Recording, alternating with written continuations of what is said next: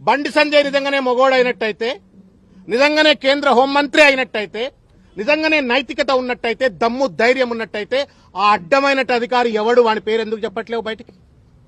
ఎందుకు ఆ రోజు అధికారంలో ఉన్నటువంటి ఒక ముఖ్య నాయకుడు ఆ సదరు అధికారిని బీదర్కు పోకుండా ఆపిండు అని చెప్పని బండి సంజయ్ చెప్తా ఉన్నాడు. దమ్ము లేదా బండి సంజయ్ నీకు? చెప్పు, అధికారి పేరు చెప్పు. ఆ రోజు ఉన్నటువంటి ఒక ముఖ్య నాయకుడు ఎవడో వాడి పేరు చెప్పు.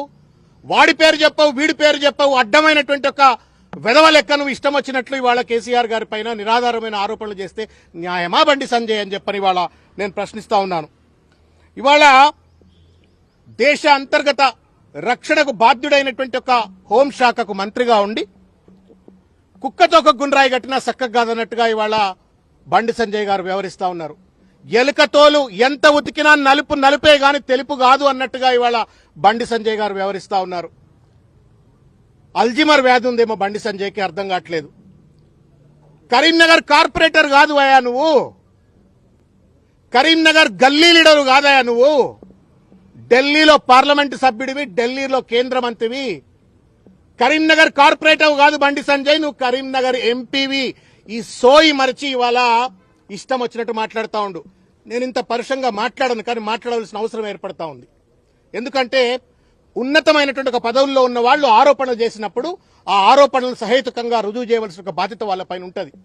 వెనకటికి ఒక ఎర్రోనికి మల్లెపూ ఇస్తే ఎక్కడో పెట్టుకుని వాసన చూసినట్టుగా ఇవాళ అంత పెద్ద కేంద్ర మంత్రి పదవిని నరేంద్ర మోడీ కట్టబెట్టి, భారతీయ జనతా పార్టీ కట్టబెడితే ఆ పదవిలో కూర్చొని వాడెవడో అడ్డమైనోడు ఏదో చెప్తే ఇంకెవడో అడ్డమైనోడు ఇంకేమో చెప్పిండు అని చెప్పని అడ్డమైన భాషలో అడ్డదిడ్డంగా బండి సంజయ్ మాట్లాడుతూ ఉంటే నవ్వాలనా ఏడవాలనా సిగ్గుపడాలనా అర్థం కావట్లా. Bandi Sanjay is not an individual.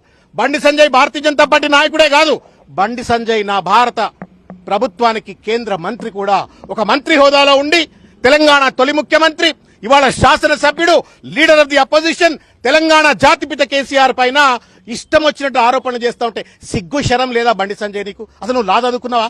లా చదువుకోపోయి అసలు నీకు చదవచ్చా చెప్పు నాకు? నీకు చదువు రాదని అనిపిస్తా ఉంది. సిగ్గు ఎగ్గు లేదు బండి సంజయ్కి.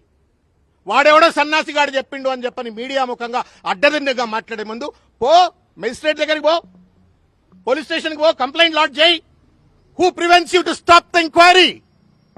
ఎవరు ఆపుతా ఉన్నారు నేను బండి సంజయ్ ఎంక్వైరీ చేయకుండా?